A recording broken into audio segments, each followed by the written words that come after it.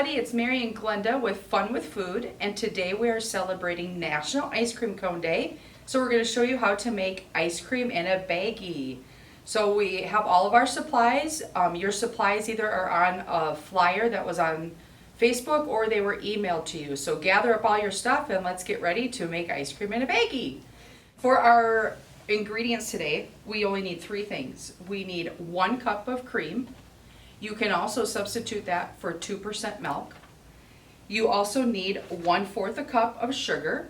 And again, you can substitute that with Splenda or any other sweetener that you might like. And our last ingredient is a teaspoon of vanilla. And then we need a mixing bowl and a spoon. So we're going to start with 1 cup of whipping cream. And again, as I said, you can substitute that for a 2% milk. Just dump it in. Now we have added our 1 cup of cream. And next we will add our 1/4 cup of sugar. Be sure that you read the measuring cup to make sure you're getting 1/4 cup.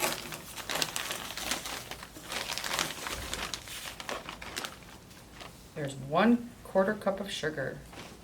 The last ingredient is 1 teaspoon of vanilla.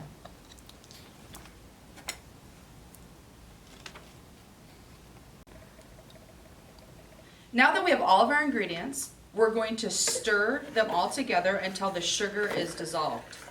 How do we know that the sugar is dissolved? If you tilt the bowl towards you, you won't see the sugar at the bottom of the bowl anymore. And also, you'll notice that the grinding of the sugar on the bottom of the bowl is quiet. You don't hear that anymore, and that means it's dissolved. I think we got it, Glenda. Okay, we'll move on to the next part. Next, we will pour the liquid into a quart-size freezy bag. Now, the reason I say a freezer bag is because it's a little thicker, and once we start putting the ice in, it will help so that we don't get holes in the baggie. You can use the storage baggies, but I just would recommend that you use a freezer bag instead. So we close this up. Do your best to make sure there's no air in it.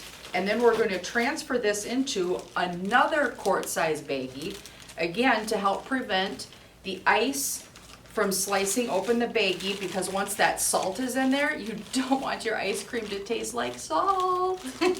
Okay, now we're going to put the ice cream liquid into a gallon-sized baggie, and again, I used a freezer baggie because it's a little stronger, and you're going to add about 3 to 4 cups of ice.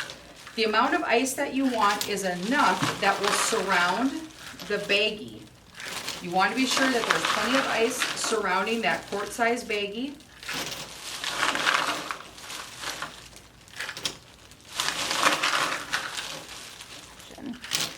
Once the ice is added, we're going to move on to salt.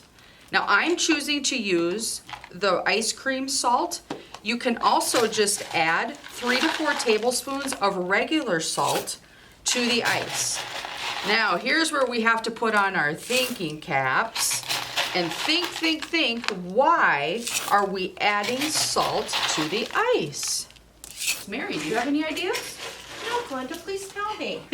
I want you to think of wintertime. In the wintertime, we salt our roads, we salt our sidewalks, and the reason we do that is it slows down the freezing, and at the same time it melts so that the ice cream can thicken.